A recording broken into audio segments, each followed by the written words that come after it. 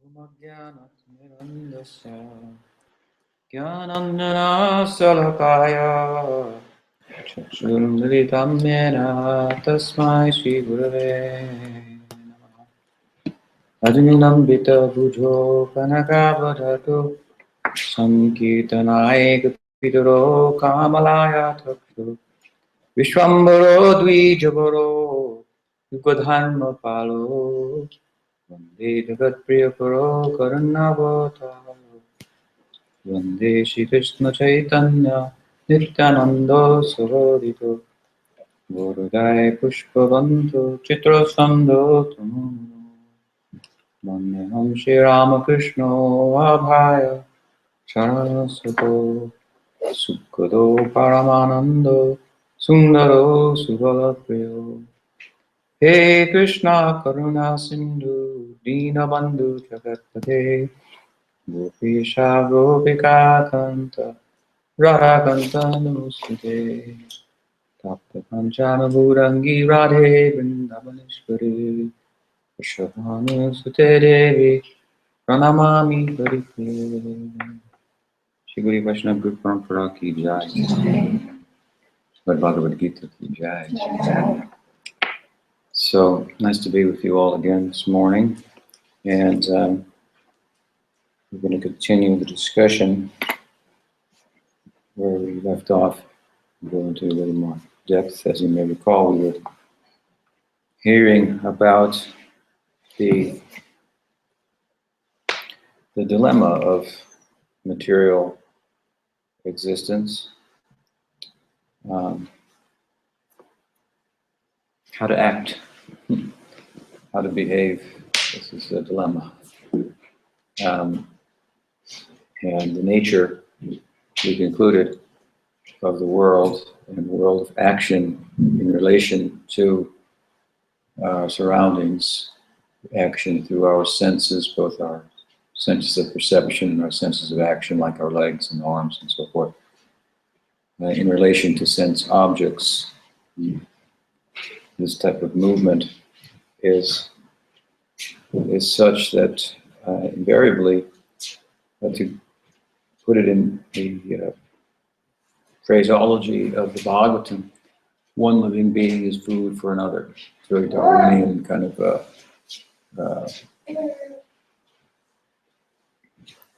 notion. And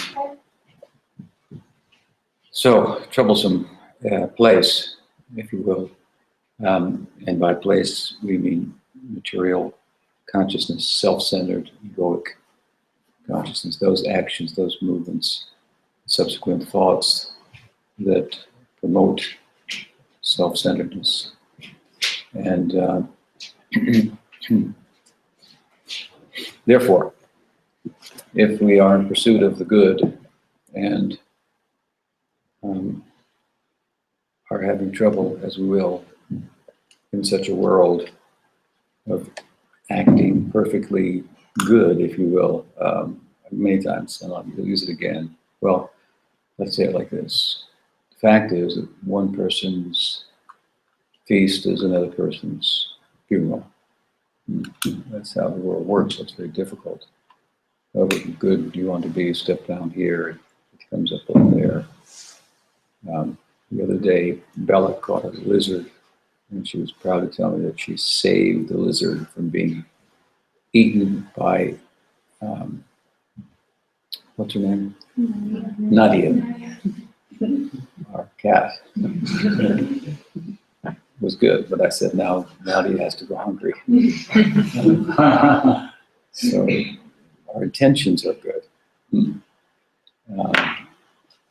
And we are the nature of the good, actually. But the realm in which we find ourselves, we don't fit. Surrounded by impermanence, and we feel uncomfortable with that impermanence. In pursuit of the good, you find that it's hard to be perfectly good. We are the nature of the good, and we are the permanent nature. So, ultimate good, ultimate beauty. We are a unit of that. And so in our pursuit of the good, where we may come to some sense of frustration with regard to action, how to behave perfectly well. The Gita, the Bhagavad Gita, speaks about the mysteries of action. And despite the difficulty in understanding, it gives us a glimpse into the idea of inaction within action, or to use the Gita's metaphor, how to be like a lotus. The lotus comes out of the mud, but it's not muddy. It's very beautiful. And you don't take the mud, put it to your nose, but the lotus you would. And the lotus is also sitting in the water, but it seems to be untouched by the water. Its entire flower is above the water. So how to be in the water, but not of the world. How to be in the world, but not of the world. This is the art of action that the Gita refers to as yoga. And central to this yogic lifestyle is the principle of sacrifice or giving. So moving away from being a taker in the direction of being a giver and a lover, ultimately. And it is in this section of the Gita, in the 4th chapter, where this type of kind of a magical and mystical knowledge is being described, the kind of knowledge that arises out of sacrifice, a kind of inner wisdom, something that you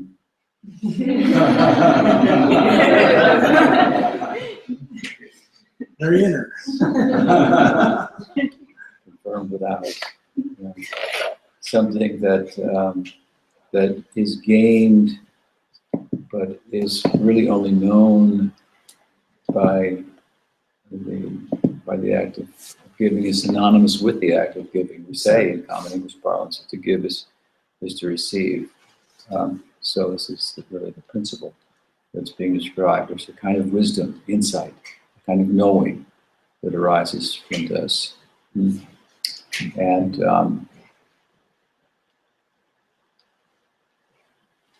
in the context of discussing this type of wisdom, ingress of mystical wisdom, the Gita makes a very strong statement. And we came to the statement earlier this morning in our discussion, and I told we translate it and speak about it appropriate as it is to the day for which we are gathered in celebration, to honor the principle of the Guru Tattva, the principle of this kind of spiritual guidance, if you will. And that's what this verse is about, and it's right in the center, as I say, of this section about mystic wisdom, different kind of wisdom, knowledge, different type of knowledge. Generally, we get knowledge outwardly by acquisition. We explore, we examine the world of matter, test it, and we get some understanding of how it works, and we use it for our material purposes and so forth. But this is a different kind of knowledge now. It comes in a different way, by going within. We say, go within or go without. That's the fact.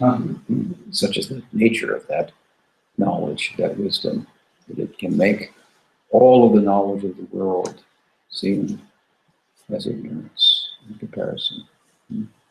So, in the context of speaking about that type of wisdom, a very strong statement is made here. Tadvidhi pranipatena pariprashnena sevaya upadakshenti te jnanam jnaninas tattvadarshinaha.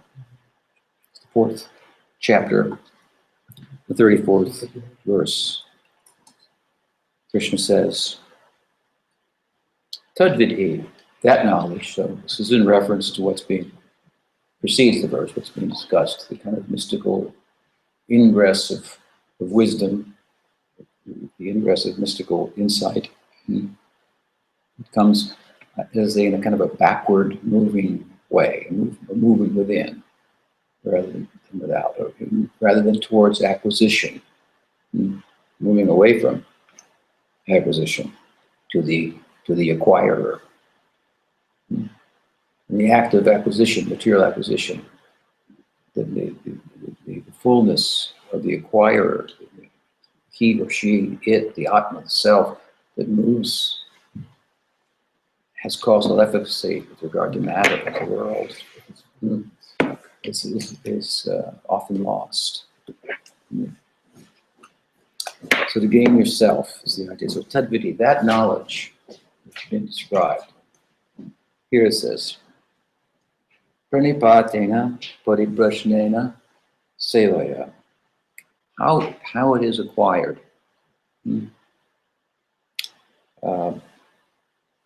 In one fell swoop, it is said, Upadakshanti te gyanas, gyaninas tatpadarshan. It is acquired by approaching in a particular way. And 3 words are used to describe that. Pranipat, pariprashnena, sevaya. And what is the way? Gyaninas tatvadarshana. That we should approach someone who has gyan and who is a tattvadarshi. Gyaninas tatvadarshana. So speaking about the principle of the Guru, find the person who has this knowledge. Gyaninas is refers to the theoretical side. To articulate that, and as far as possible, we're talking about a mystical kind of knowledge of the self, which is the self is mystical. Consciousness, constituted self, is something that's, as we've often said, very difficult to describe or define. When we say consciousness, we're not speaking about just being aware of something, but that which has as its very nature, awareness is of its very nature, like luminous, light is luminous, and it has the power to illuminate. So consciousness as awareness is like the illumination, the power to illuminate. It can shed light on other things, but it itself is luminous. We're a unit of luminosity. Light is often used as a way of referring to knowledge. Come out of the darkness into the light with the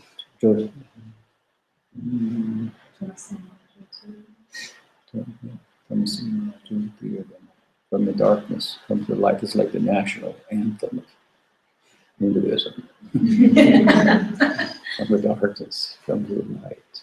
And then we see graphically the light bulb in someone's head. Got insight, something like that. Illumination. So we are luminous by nature and have the power to illuminate, to shed light on other things. To understand something about matter and things, but matter and all the things that are made up of it, and even all the thoughts about it, are different from the self, the Atma, that unit of consciousness. And so different, like the difference between experience and non-experience. Matter is non-experiential and self is a unit of experience. So different that there's nothing in the world of things and thought really that we can compare consciousness to adequately. I mean, we just tried to with light, but it fails really to explain. It's a metaphor. Help kind of give us some way of thinking about it. But to define something, we are dependent on other things to compare it to. Because consciousness is not a thing, there's nothing to compare it to. It's rather difficult to define. That doesn't make it less important or less significant. It means that it derives from a plane beyond things, beyond thought. And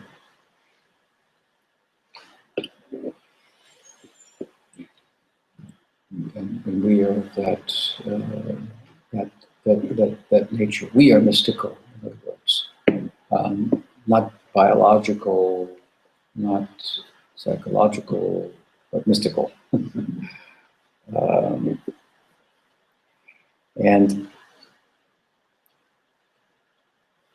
so there, that said, there still is a way to talk about it. We're trying to do that in this particular gathering.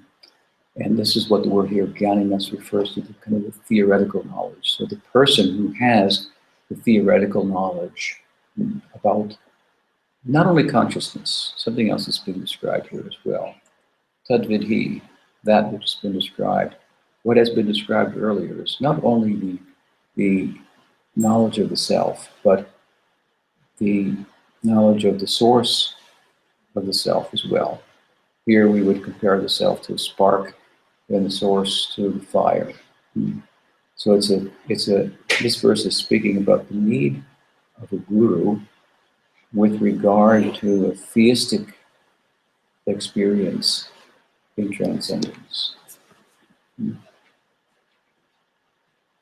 rather than a non-theistic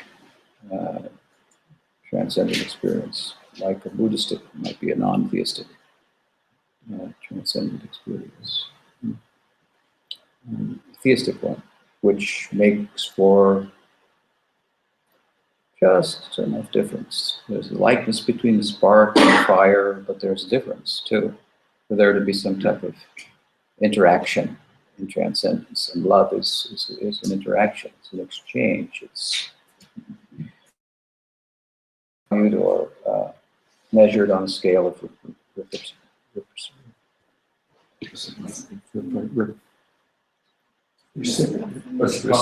reciprocity.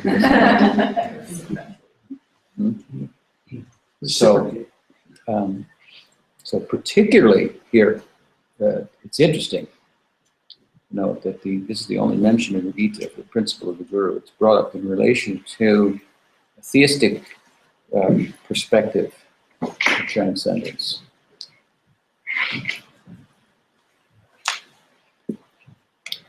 And see, if we have time, it's particularly pertinent to our tradition. In some traditions that are non-theistic, the Guru has a role that then disappears at a certain point.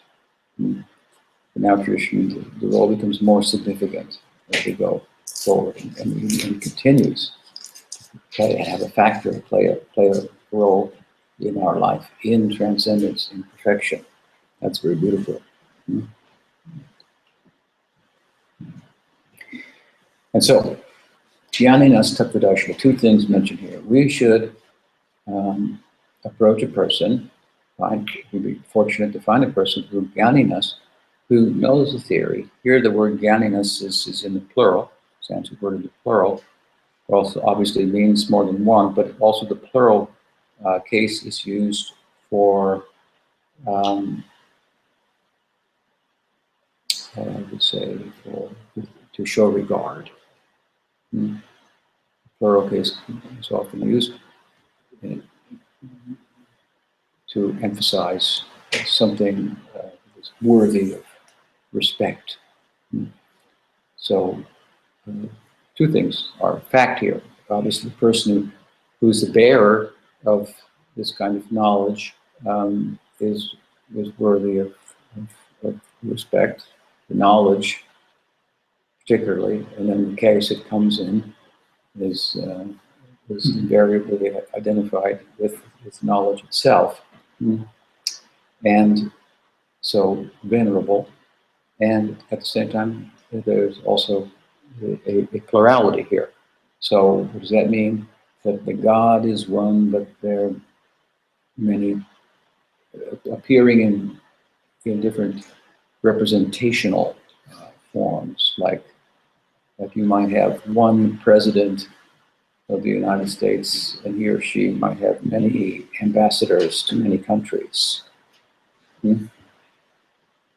So the guru principle is plural, even though it's representing a singular reality, the Godhead, in an ambassadorial kind of sense, a representational sense. So if the ambassador comes to your country, then you give certain honor. If he comes to Hawaii, you give him a lei. Same with India. It's a bit of the Western.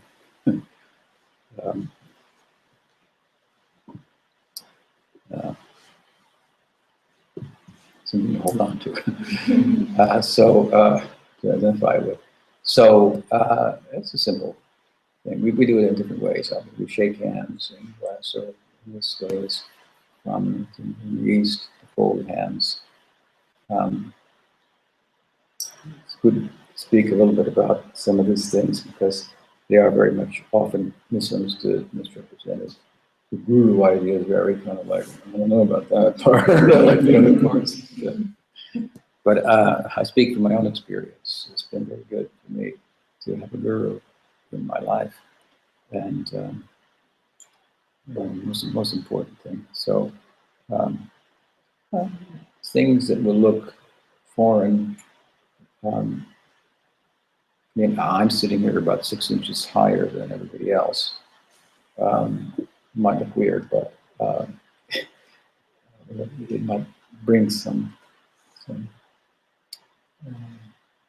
create some distance in a pejorative sense. But you know, we in the Western world, we go to an auditorium and there's a stage and somebody's speaking on stage and it's the person of honor. It's so the same principle in different cultures. It's played out in different ways and so forth. India is particularly a worshipful country. It's like in the mother of religion, India, and they worship everything there. So fathers and mothers and cats and cows, and there's particular. But any kind of teacher, anything anyone can learn from. You can learn from everything, really. You pay attention, so the entire environment becomes a teacher if you're paying attention. And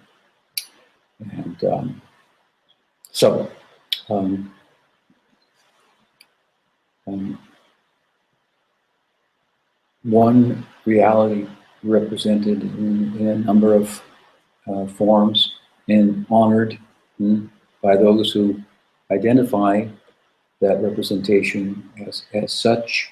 Not everybody will be able to identify. A certain necessity is required within ourselves. We have a necessity, but whether we recognize it, identify it, or the extent of it, the measure of it, that is another thing. But a plurality, anyway, of gurus, and this also, in our particular tradition, is such that we may have a guru who is initiating guru, and there may be others who serve to help us apply ourselves in relation to that initiation and the mantra that we receive, who serve in the capacity of instructing gurus. So, Jnaninas refers to the knowledge. It's in the plural. It's a kind of knowledge. The person who bears that, who carries that, who shares that, who seeks to articulate that, theoretically, so forth, is a venerable person in the world, as much more so than the many that we already venerate, whether they be Hollywood people or sports figures or politicians or partners, and to be honest with you, probably the person representing the spiritual knowledge is shorthanded or shorted the most. That's the first person to cross out. of the list. Or if he or she should raise their voice and say, that should not be done. Okay. But we listen to our kids yell at us all the time. Never a problem. Or our husband or wife or whatever, parents in the case. Therefore, a real guru may have a small following. Following means who's interested in following this kind of knowledge is very peculiar, because why ordinary knowledge of the world we gather for our own purposes, as I said last night, this knowledge has a purpose of its own. It has its own agenda, and we find we're on its agenda. It's very, at the core, a change in our perspective. Again, back to the start, we have a self-centered kind of perspective. So to change that, the world is not existing for me. This is quite a shift. Knowingly or unknowingly, we kind of move in the world as if it's for me. We see things, taste things, hear things, smell things, all of that in such a way that fosters a certain self-identity that's as transient as the things that we smell and taste and touch that are here today and gone tomorrow. Self that arises out of, I like this, I don't like that smell, I like this taste, I like this temperature, not that temperature. All these likes and dislikes are forming a sense of self. It's defined by those likes and dislikes, all in relation to things that, well, they might smell good today and they might smell bad tomorrow. It's possible. So the kind of self that arises out of that is far less than permanent, enduring, and joyful. And filled with capacity to love and to give. It's a taker. So, but a shift from being a taker to being a giver, to being a lover. I've often said that love is born out of from the womb of sacrifice. Love sounds good. Sacrifice, I'm not so sure about that part, but it's required. So to have help in that regard is to be a sacrificer. It's a beautiful thing, and it is to move in the direction of being a lover. And to have the theoretical knowledge and be able to articulate and explain these things is not easy. Particularly probably a small audience. That doesn't make it a bad thing. They say oftentimes that good things come in small packages. Small is beautiful, and truth is not going to be a popular thing in the world of falsity and illusion. It's not going to be very popular. So, therefore, the teacher of this kind of knowledge has to labor and have the ability to labor by command of the theoretical knowledge, labor to ground the students in the theory that we might be together for deeper than reasons than material emotions. It feels good, it's a nice group, and so on and so forth.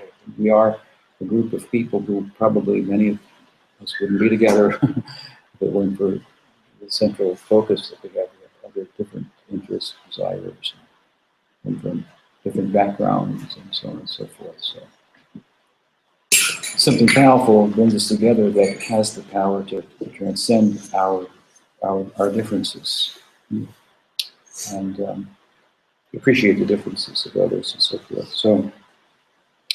So this is one thing here mentioned, the characteristic of the teacher, Jnaninas, and now more important, also Tattvadarshina. So we should, for that Tattviti, for that knowledge, one should approach one who has the beyond the theoretical knowledge. And this theoretical knowledge also, I should also make the point that there's a standard of knowledge, the sacred texts, and he or she is familiar with them. not in a rote kind of way of memorizing and regurgitating and so forth, in a literal way, but in a dynamic way, able to enter into the text and live in the text and explain it in the times in which we live, which also then involves acquaintance with other kinds of knowledge of this world, currents of thought in the world today. Vishwanath Chakravarti Thakur, commenting on a similar verse from the Bhagavatam, what is that verse? Tasmat guru kapadeta jignasu shaya uttamam shabde parej nishnatam brahmani pashamashaya. To know, one of the things mentioned in this verse is to know be acquainted with the theory, the sacred text. And in commenting on that, Vishwanath Chakravarti Thakur says, and other books too. I'll give you an example of what he meant. In the time in which our lineage was formed, many, many centuries ago, the founding teachers, acharyas, the Goswamis, Swoops, Nath, and Jiva Goswami, and so forth, they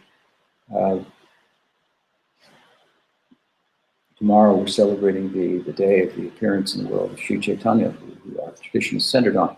They sought to identify his ecstasy and locate it on the map of the sacred texts. What was it? What is it about? And so forth. And so they wrote prolifically in this regard. And what they wrote become the kind of orthodox teaching of Gaudiya Vedanta, a particular school of devotional Vedanta. And if you understand how they wrote, you can see that they were familiar with all the different philosophies of the day. Yoga philosophy, Karma Mimamsa, Vaisheshika, Nyaya, all these different, there were 6 main darshans or philosophies at the time in the East, in India. And they were familiar with them. Their commentaries on the Bhagavatam draw upon them.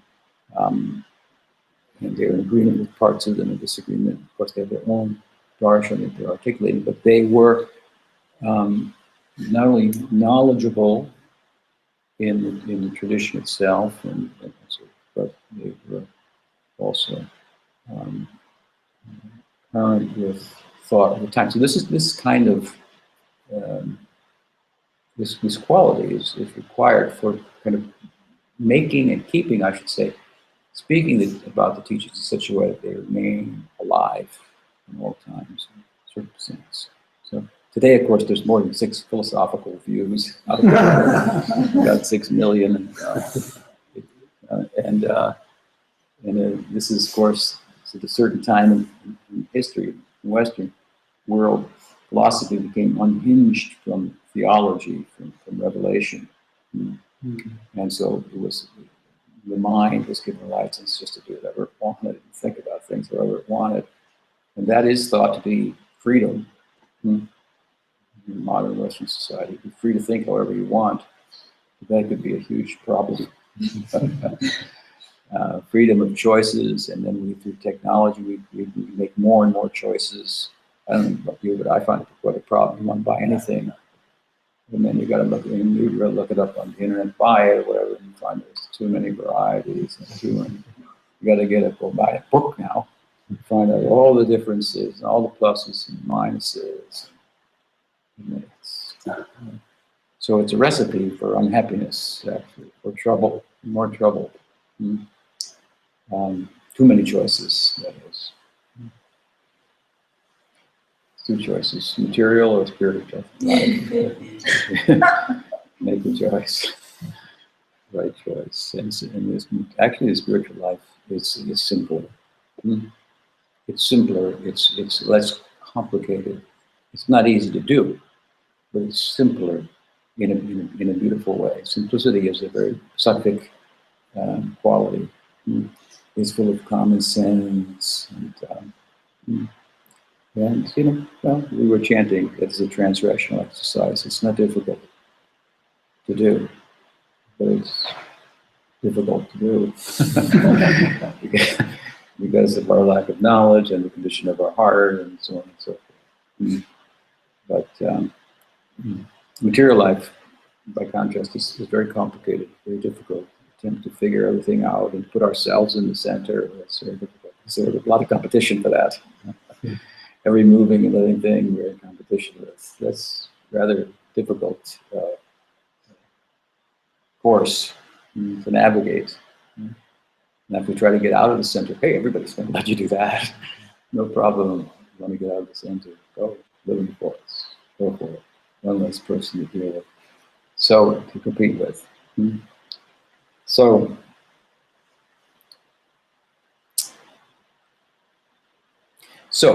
he or she, the guru, should be guiding us, should have the theoretical knowledge and the knowledge of the tradition, and such that with some familiarity with currents of thought at the time, that he may capture or she may capture the mind and the intelligence and heart of the student. Capture it. And then if the heart's captured, then everything goes along with it. Just kind of follow along. And then bring the intelligence in there as well. That faith that's born can be strengthened.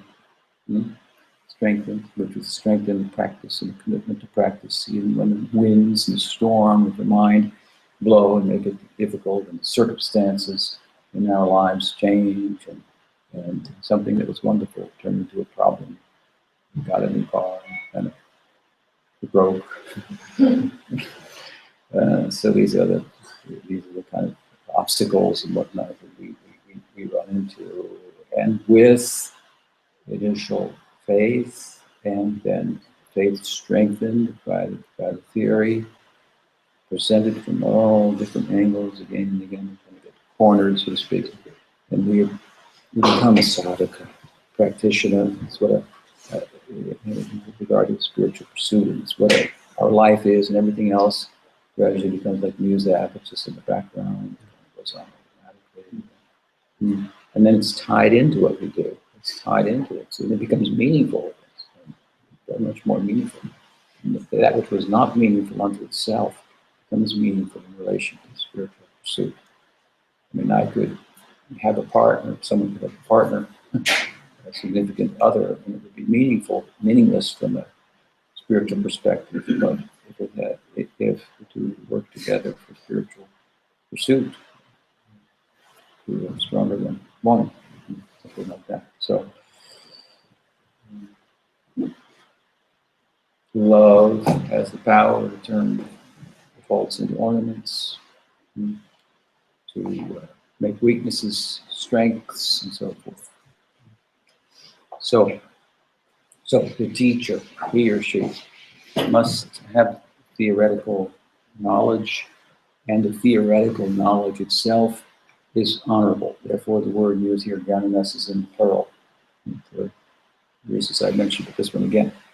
This is a special kind of knowledge. It moves us. If it doesn't move us, then we don't have to move. If it does move us, we kind of like, whoa, this is different. If we feel it, then we get it, and it moves us. It moves us in a different way.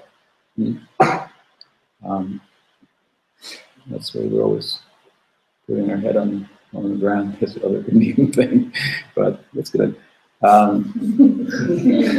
So in material life, it's thought that we get ahead by stepping on our heads. So here we think we get ahead by having our head stepped on. It's good. We take a serving kind of position, so to speak. So the theoretical knowledge, it itself is honorable, and it's powerful. Therefore, if someone has a grasp on the knowledge, it's possible they can turn if we give an ear, a sympathetic ear, a teachable moment arises, can turn our head. But we need to turn more than the head. We need to turn the heart. And therefore, another word is used here to describe the teacher. Ganinas and Tatpadarshina. Tatpadarshina. Darshina means to see. So he or she is not only one who possesses the theoretical knowledge and is able to articulate it, but is speaking about what they're seeing. And so there's theoretical knowledge, and then there's realization. Two things. Now, if you have a cow, then there's a lot of work to keep a cow. Take care of the cow. But only certain cows give milk. The ones that are in lactation, having had a calf, they have milk. So if we have a teacher that has a theoretical knowledge, but is not speaking about what they're seeing, then it's like having a cow, it's not in milk. You have to go through all the work, take care of the cow. So both things are important here. If you have a teacher who's a seer, but cannot articulate what he or she sees, it's difficult to take advantage then. And there are teachers like that. Not really teachers, they may be saying people are difficult to take advantage of, they can't articulate it. Still, there will be some benefit to being in their presence. But the importance of articulating is there to clear the doubts, answer questions, and so forth. And so, and the power to do that beyond having command of the theoretical knowledge derives from having experience about, in relation of that which one is speaking about. So this is what the term tattva-darshana means. One should approach a person who has command of the theoretical knowledge, and at the same time, the command of knowledge is backed, if you will, or empowered by experience. So if I have experience of something, I'm going to be able to speak about it in a more compelling way. If it is moving me and changing me, then when I speak about it, it happens, or whoever does, it has the power to change others as well. And we know this practically. I mean, if you have a good, you get together, a man and a woman, let's say, they want to have a family, they have a couple kids, they want the kids, they have certain ideals that they'd like to instill upon their children. And but they find that to the extent that they themselves don't live up to the ideals, however much they try to instill them in the kids are not that dumb. They tend not to follow. So the best thing you can do to teach your kids is to do the things that you want, to exemplify the things that you want to teach them, to embody them. That will have power. Even they may not follow for some time, but they may rebel, as we all have ourselves. But still, that example is there. It doesn't sway. That has power. And we'll often come back to that. We're still doing it. I've lived now so many years, and going here, there, and I see still the same values, and they're alive. So this is the practical example. So it is with the teacher as well. So both of these terms we used it. Important. Jnaninas tattva-darshana. A seer. A seer of that which cannot be seen with 20/20 vision. A seer of that which is taught about here in theory, because along with the theory is also taught the practice by which the theory will become, well, a reality for us, practical reality.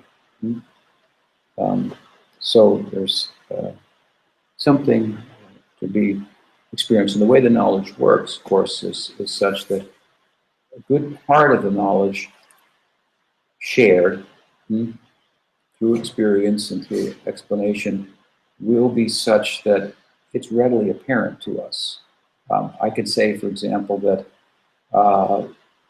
that attachment is the womb from which suffering is born. So we're attached to something, we can't keep it. So invariably, if we like it, that's what I mean by attached to it, we can't keep it. So it's a problem. when we want things, we've got a problem. Now we've got to labor, to make effort, and so forth. So it's like something that, yeah, of course, type of a thing. It's not hard to agree with. It's difficult to disagree with. But it's not the way we usually think about things, nonetheless. But when we hear it, it's just, yeah, I'm sure that makes sense. So much of the knowledge is like that. It's really looking at what's right in front of us, looking at it from a slightly different angle. And it's not that difficult to catch that angle from when it's explained.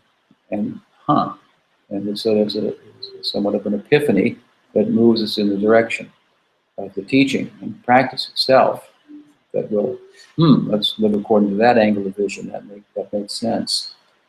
There's another aspect of the knowledge, however, it's not as readily visible.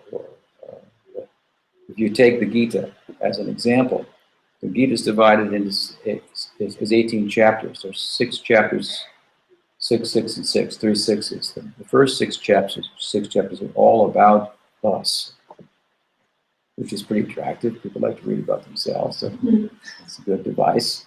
It's all about you, what you are, as a unit of consciousness. You're eternal, so many good qualities. Much of the nature of the self in terms of what it is not, which is which would be undesirable, is described in the first 6 chapters. Then the second 6 chapters are all about the Godhead. So we're the spark, then the fire. So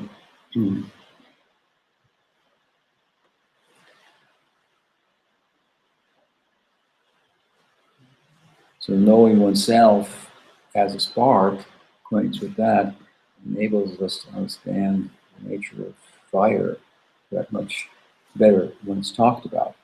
But if we just start talking about the fire, it's really hard to, I'm not so sure. It might sound sectarian or narrow or even ominous. Some of the things Krishna says about himself, I am this, I am that. So, but first it's not what you are. There is so much dignity to you. You are. You're more than a man or a woman. These are small ideas, narrow ideas. More than any national identity, planetary, universal identity, so on. So it's very flattering. It's very true, too. What we are. So unit of consciousness. And those first chapters are a little more, maybe easier to identify with. It speaks about things that are more in front of us that we're looking at from a different angle. Now we see it from the Gita's angle. Oh, this makes sense. And then there are the invisibles, the theological part, the yoga psychology, the nature of the self, and now the nature of the Godhead. But because we've heard about the self in such a way from the teacher that it's compelling, then further that's less visible. It requires deeper experience and practice. The nature of this, we kind of talk about the nature of the world, and then we talk about the nature of the subjective world and all its possibilities. They're just incredible comparatively. I mean, just to give a very crude example, my Guru Maharaj used to say, in this world, you can find gold and you can find a mountain, but you can't find a golden mountain. But in a dream world, you can have golden mountains, right? Whole range of them. It's not a problem. In the mental world, it's easy to make money, make a business, and you've got it all figured out. You can even put it on paper. You have the architecture of it. So then when you physically try to play it out, well, a lot of businesses fail. So the possibilities, as we move from the gross to the subtle, increase. Possibilities in the physical world are very limited. Possibilities in the mental world are exponentially greater. And now we're moving from objective to kind of a quasi-subjective world. I refer to the mental world as a quasi-subjective world because its range of thoughts is all preoccupied with the physical world. So it's a quasi-subjective world. Now the purely subjective world, the world of consciousness itself, what are the possibilities that lie there? We have doubts about the possibilities that lie there owing to our identification with the objective physical world and all of its limitations. We've been taught in the beginning that you're not even of that world, not even you. You're impossible. From a classical physics point of view, you are impossible. And at least for a long time, Western society was thought that classical physics explained the whole world and there's no place for a self. If it had any power, meaning, value, why talk about it? And still, there's considerable pushing in that direction in terms of materialism as a philosophy. So there's the nature of the knowledge is such that some of it is more readily perceivable, how to look at the world from a different angle of vision that can help then you to see yourself. And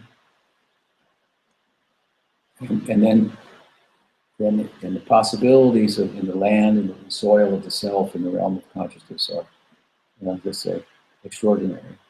And some of those extraordinary things are talked about in the teaching. This is the idea of transcendent love, leading with the divine play of the Godhead and so forth, to enter into that, and so on. It's a very deep and interesting, very interesting theological insights. They're very, in as much in a seed form in Gita. But all of these are, should be within the command of the Guru through experience and the ability to articulate. And as I said earlier, we go more and more deeply into the subjective world, into the real world, into the meditative world, then the role of the teacher becomes more and more significant. In the divine Leela of Krishna, for example, the Guru is present there also.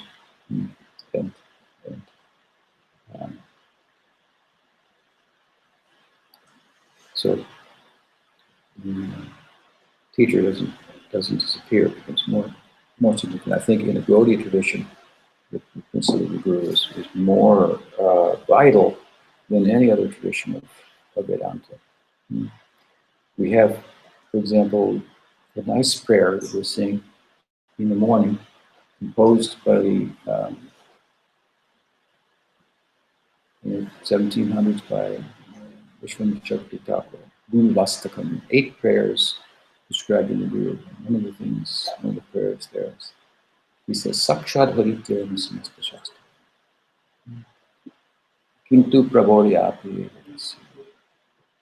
Sakshad Haritya.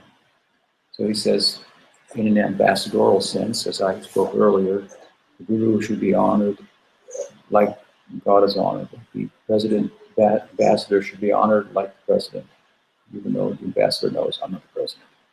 The Guru knows I'm not God, but on behalf of God, accepting some honor and the knowledge about God, so forth. So this is the general idea. And it's pretty relative to all the Hindu traditions. It extends also cross culture.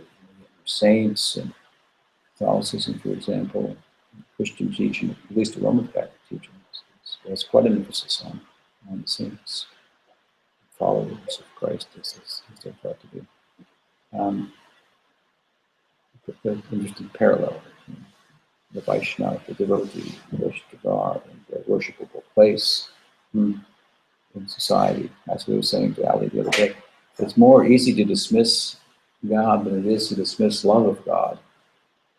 You could say, where's God? I've never seen God. It's kind of a dumb thing to say, but the saint says, where if they're not God?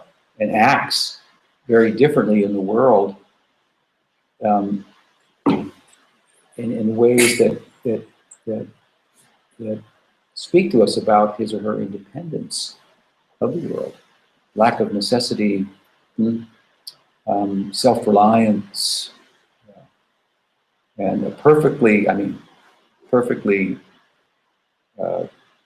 person who exemplifies a solution to all economic problems, all environmental problems, all political problems.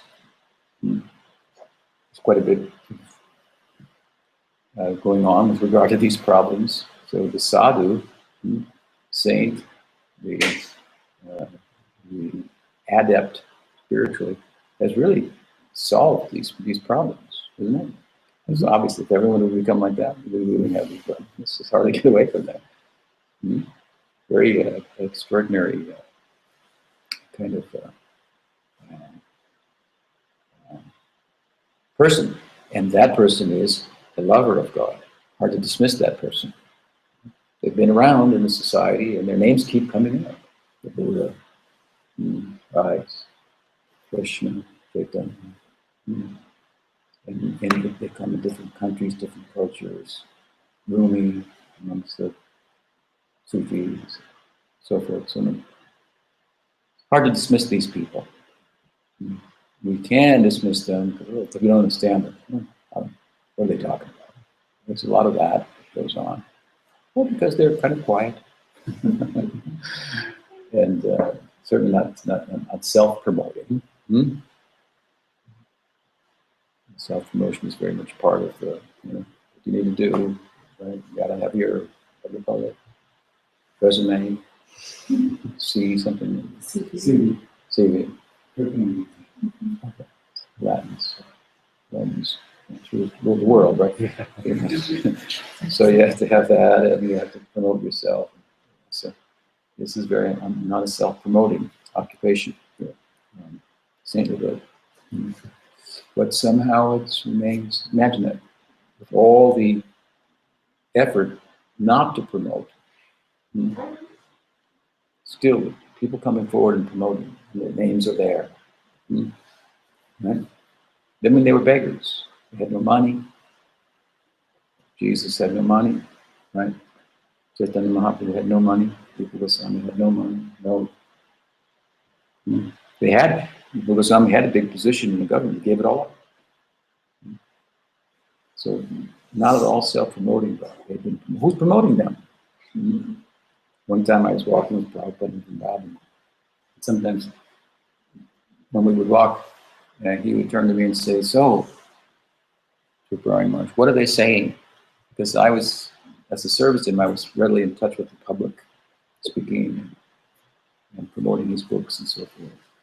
And I said, well, sometimes they say that, well, you're just parasites, you people, living off of us, asking for donations from us.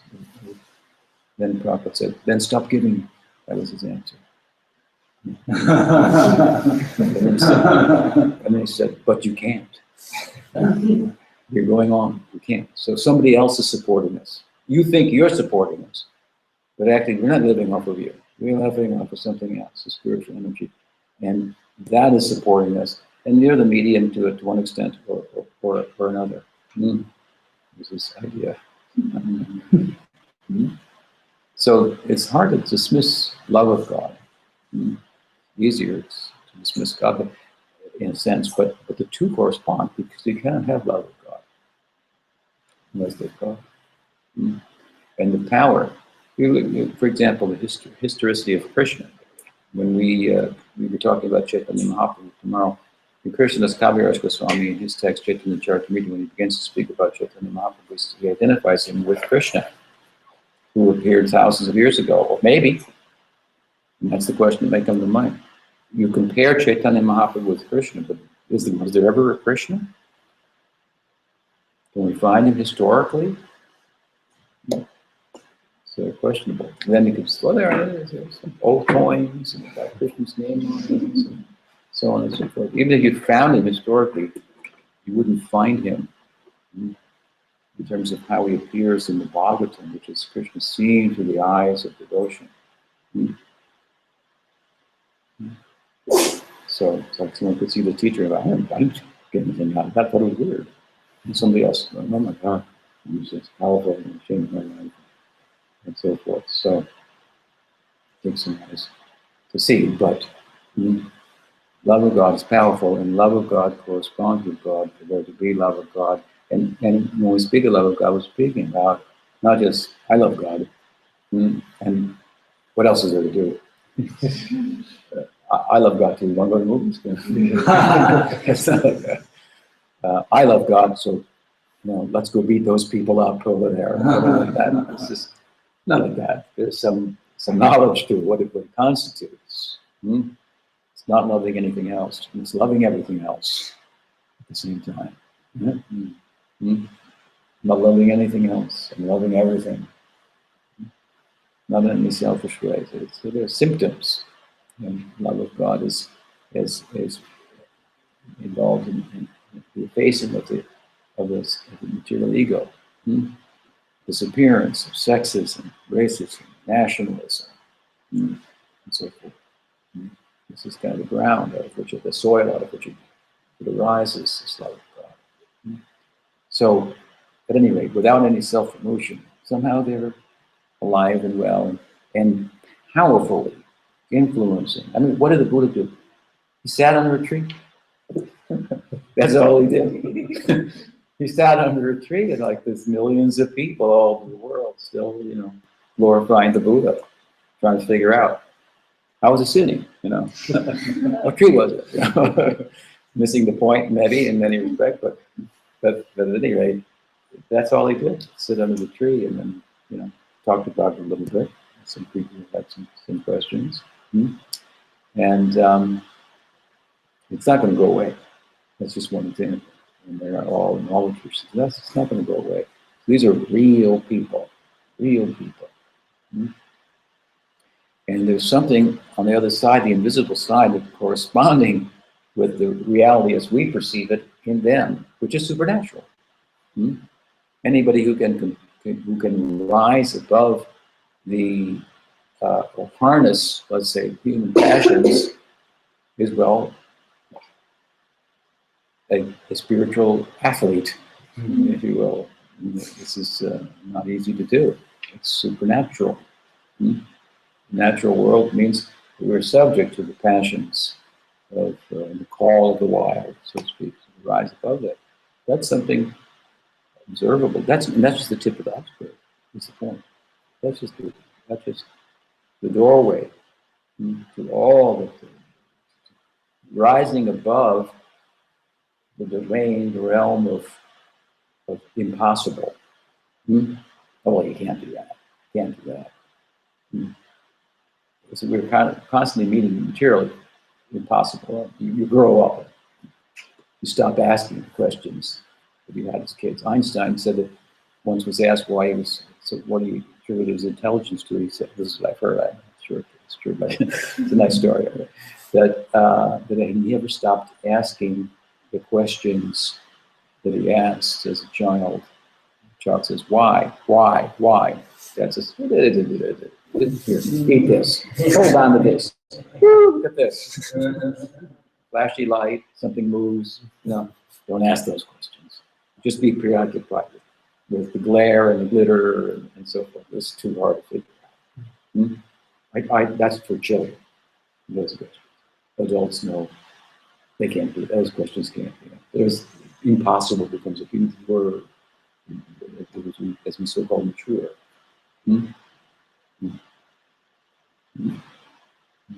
There is a realm where impossible is not found in the dictionary. This is our home, the homeland itself. We belong to that realm of all possibilities. So to get help to go there, it's useful. And some of the things the teacher will talk about, theologically, he will talk about the Godhead. That may be difficult for us to see, but we can see the teacher. Very good. We'll focus there, then we find it compelling. And with time, then we'll get the same experience. If the teacher is, as described here, Jnaninas, Tattvadarshana, and if, as described here, we approach in the right way. It says here, Upadekshanti te jnanam jnananasta pradarshana. Who is jnananasta pradarshana? Upadekshanti te. He or she will explain it all. Because it comes, let me tell you a story. It's my story. Actually. It's a confessional. I'll tell you my story. I used to think like this. Now I think like this. And that's my guru. I started to think like this. I moved like this. And in the context of explaining, it's not a monologue. This is a misconception. We think, oh, we consider the guru, he's going to talk, and he's going to brainwash us. We're not going to have, we're going to lose our ability to think independently and so forth. Here, it's described as a conversation. Upadekshanti corresponds with Prashnena. Prashnena means inquiry. So we have a role to play as students to inquire. What shall we inquire? Not ordinary inquiries. And not out of the ordinary inquiries only for the sake of intellectual entertainment. Inquire in a meaningful way as to how I might progress, how I might change. That I might get a better understanding of the teaching so that I might be able to employ that understanding in my practice, which is all about changing from this egocentric perspective of the enjoyer to being a server, a sacrificer, a lover. This is a meaningful type of inquiry. My Guru Maharaj once said that he had no questions to ask of his Guru except for one question: how can I serve? So that encapsulates the whole idea. But we may have other questions about the teaching and so forth, but all with the spirit of how can I become a server rather than an enjoyer. And it should be clear also that as much as the Guru represents the Godhead in the ways in which I've explained, he or she is also different in another way. And that is representing the Godhead, who's the enjoyer, the center, but embodying also the spirit of service. So the Guru is also a servant. Who's the best servant is the best teacher. Because we're teaching about service. So meaningful inquiry and then reply. So this is the dialogue. Even the whole idea of revelation in the Hindu context is really a dialogue. There's the sacred texts, and they're shared, and there's response that comes from us, and therefore the texts continue to grow. The body of wisdom, theoretical wisdom, continues to grow. There's a myth out there in the world today that science is such that it reforms itself. Religion doesn't. It's just not true. This is to misunderstand religion. Theology is the expression of the religion and the spiritual traditions that expresses its living, growing understanding of itself. Spiritual life is not a dead thing. Everything's already 1, 2, 3, 4, 5, 6, 7, 8, 9, 10. That's material life.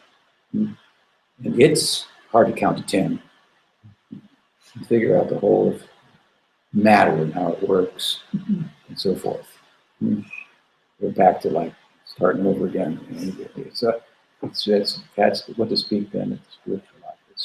It's so much more dynamic. So there may be a kind of a literal and static presentation that may be useful at a certain point to help ground this, but the reality is it's a world of so many possibilities. So it's not black and white. It's 108 shades of that's not a good example. 256 shades of gray. Computer language. So, and that's the nature of love. Love is affirming, confirming. You feel secure in it, but there's also some insecurity. Well, what happened next? Will you love me tomorrow? Well, it's a wild kind of a ride, so to speak. So the two things are together there. You don't want to get off, but where it will go, you don't know. It's exciting.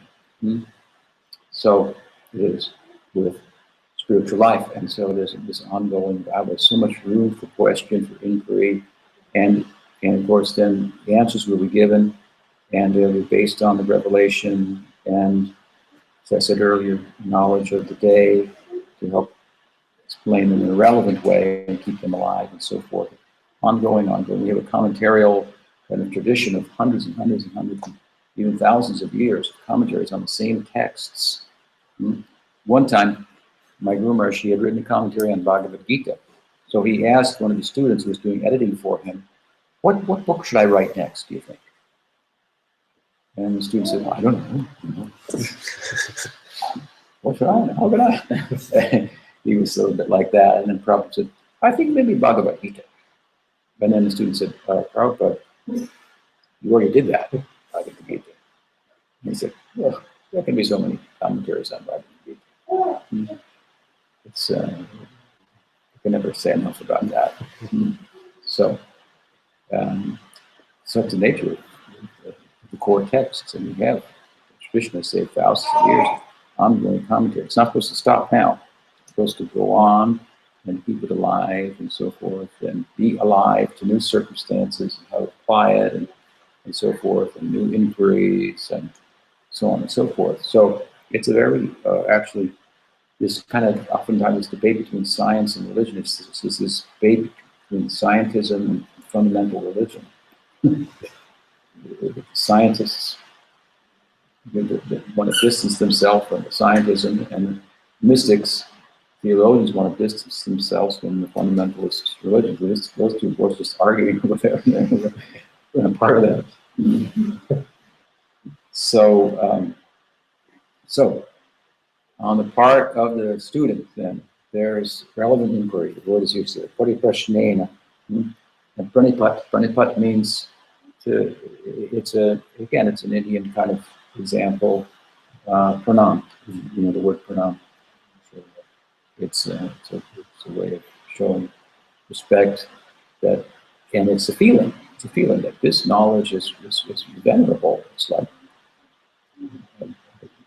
it moves me in a way that ordinary knowledge doesn't, and calls on me to make changes in my life that are no good for me, but I resist to some extent still. So I just honor it anyway, at least physically. Maybe that'll help. Something like that. It will. It will. So pranipat and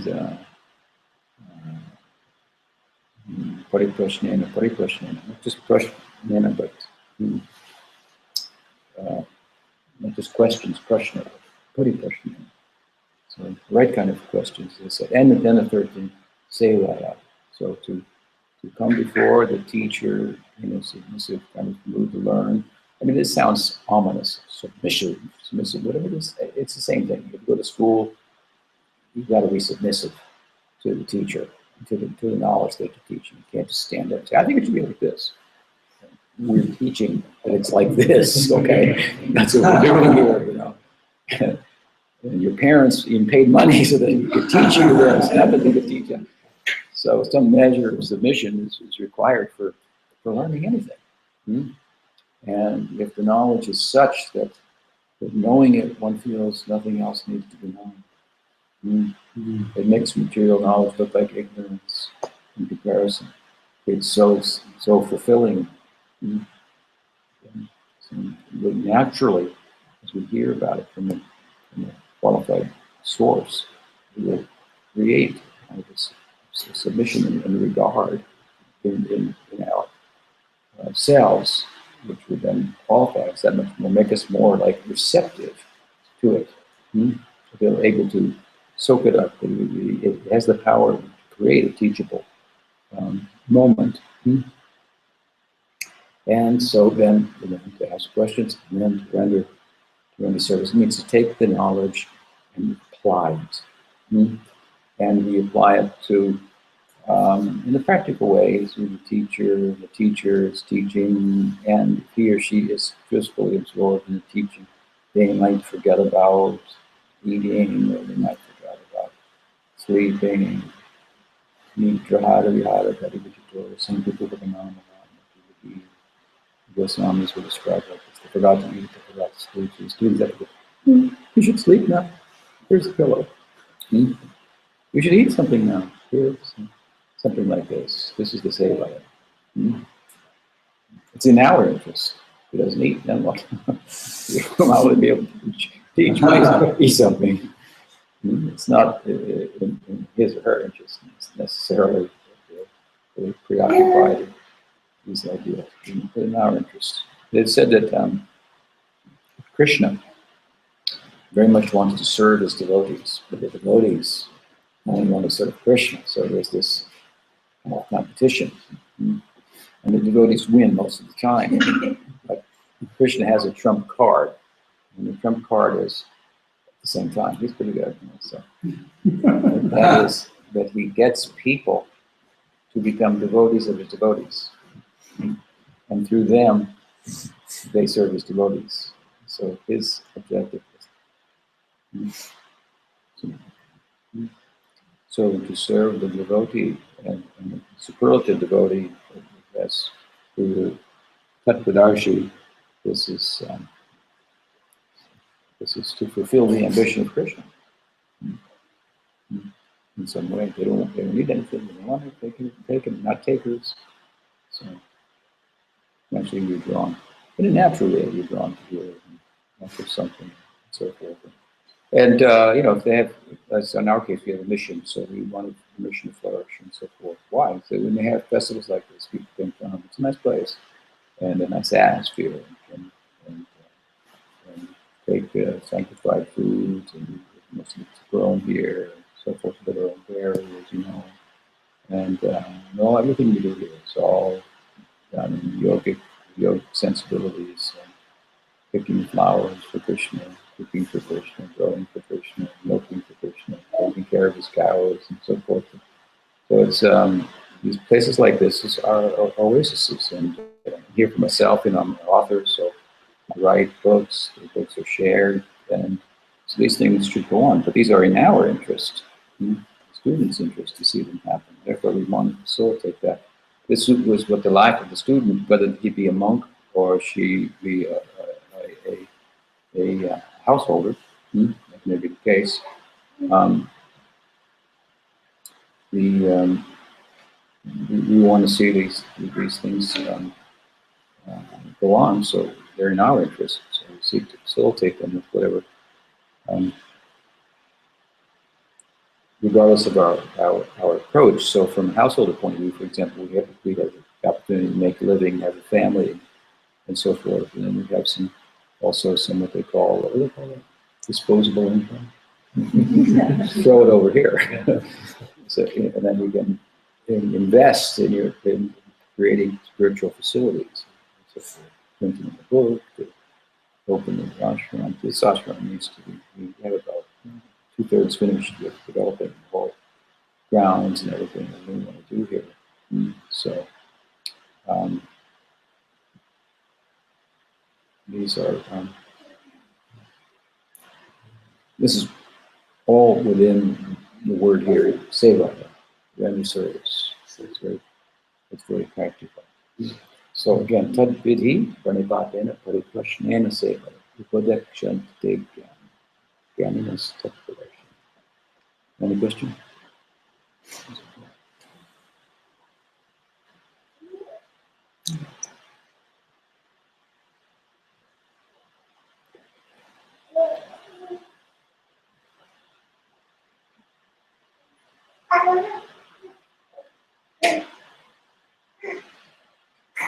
What about here?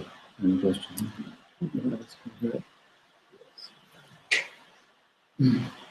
Yes. I just want to thank you so much for with me. You're welcome. Very, very grateful to have you. This feeling is mutual.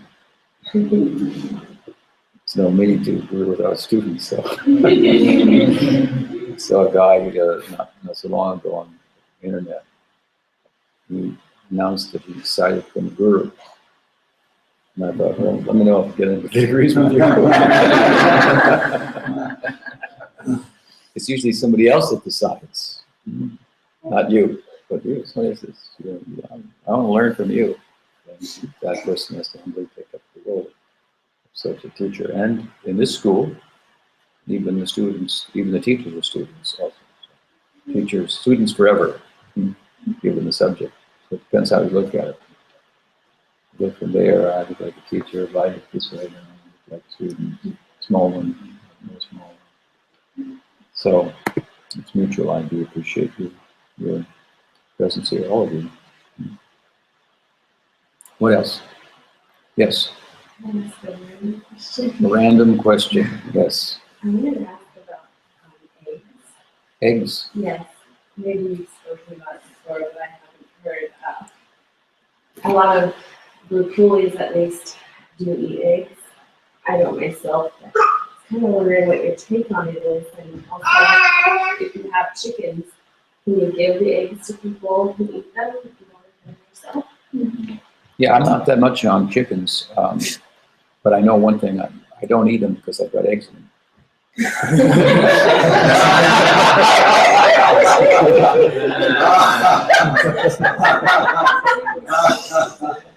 That was good. But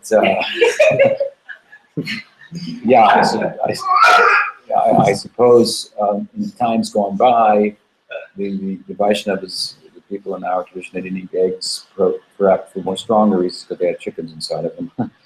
And now they have unfertilized eggs, I guess, through modern methods of agriculture and so forth, bird husbandry or whatever they call it.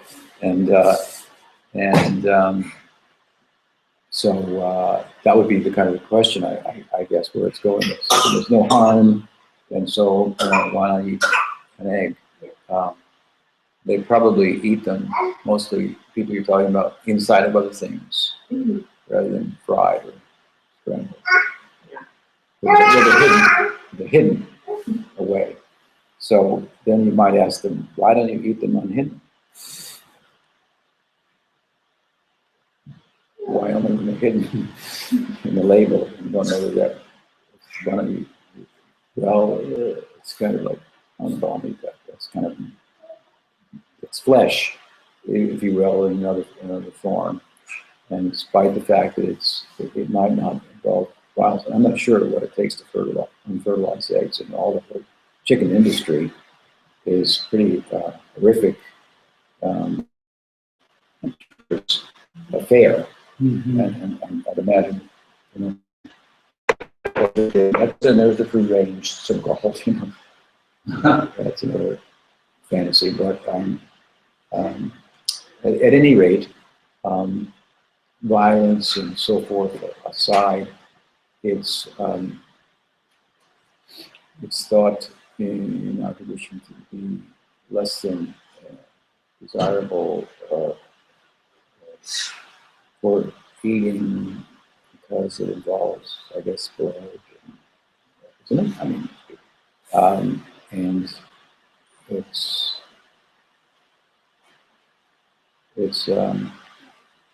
not something also to take it a step further that's offerable to Krishna in the eyes of great devotees who offer all their food to Krishna. So here we offer all the food to Krishna before we eat it. So we don't eat eggs, because he doesn't eat eggs. So that's a more comprehensive theological kind of answer. But I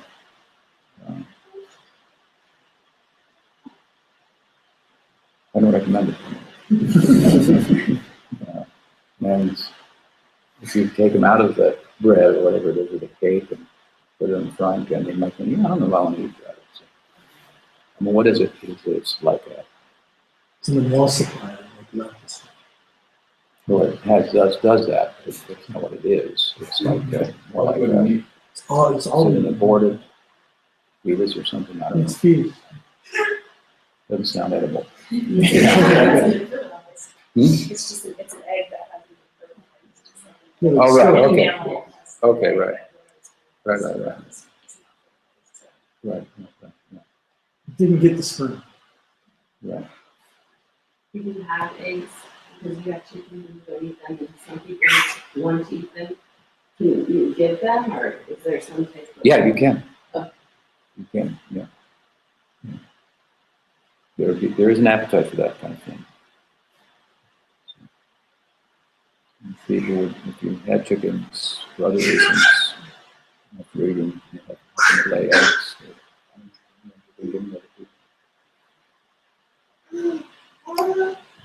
That was a random question. Well, we're getting chickens. Okay. So, what's going on? The offering is going to be made in a few minutes. What about the lunch offering? Pardon? Okay. Okay, so good. It's nice to see all of you. And now we have some formalities. Is it? Question? Oh, no. Some formalities here. And is there arti also? Yeah, that's right. Okay, so we'll have some kirtan and then there'll be arti and lunch. What is Puja? Puja means worship. So, so to show regard to the Guru, yes. And as I say, that kind of thing is done in different cultures in different ways. We're going to do it the Indian way. Yeah. So, Yeah, really. Kind of have a question. oh yeah, sure. So how, we're supposed to, we all have this path or dharma that we're supposed to live out. And whenever you kind of go off and start doing what society says to do, you go to college, get married, get kids, you do this job, and then but there's this oscillation, there's this inner going on. And then all this stuff happens to you. And then you start being true to stuff that feels right here, and then everything lines up. This feels like everything starts coming to you at a rate that you're like, oh my goodness, some of this way. And then you go back off of it. You're going. So is that just do you think that is a good sign of what you're on? That is to just do what keeps, stuff just keeps, kind of, just kind of. Yeah, that sounds good. If it works for you, yeah. Yeah. Or is that is that just taking the easy way? No. Yeah. A person has to work according to their nature. So the dharma does also mean apply to one's nature. So everyone has, materially speaking, a kind of nature, disposition, dharma in that sense. And the sacred texts encourage us to move accordingly, and that as a result of that, other things will fall into place more readily, naturally.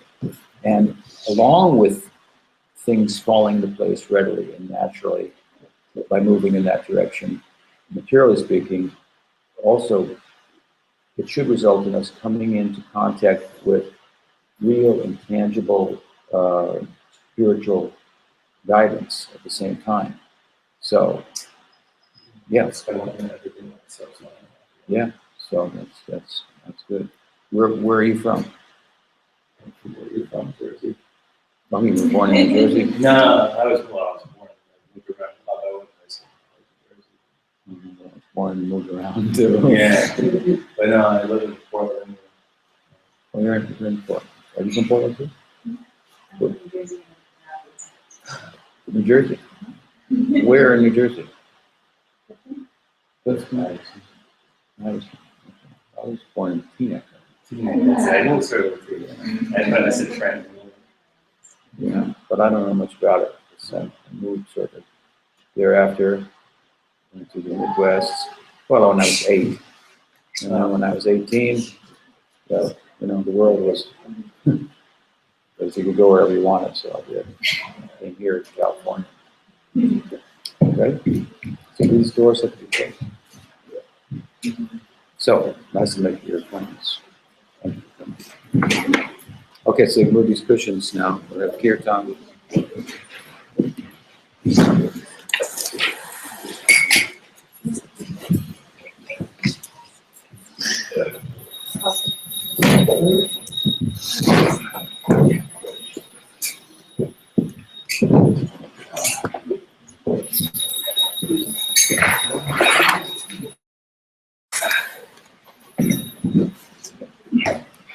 Okay, so we're singing Sri Guru Charana Padma, page 97, the songbook. And then you can all come, take your turn and come and offer some Pushpanjali for Guru Maharaj.